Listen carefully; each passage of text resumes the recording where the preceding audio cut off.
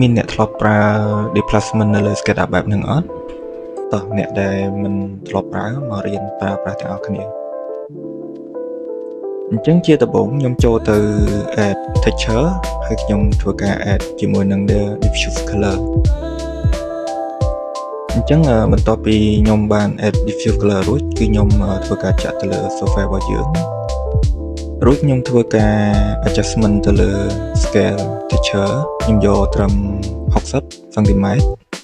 បន្ទាប់មកខ្ញុំធ្វើការ add displacement effect ទៅលើ surface របស់យើងបន្ទាប់មកយើងចូលទៅ asset editor ដើម្បី add texture displacement ទៅក្នុង displacement effect របស់យើង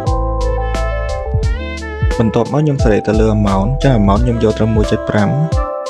ចឹងសម្រាប់ intensity amount គឺស្ថិតលើ texture ដែលយើងប្រើ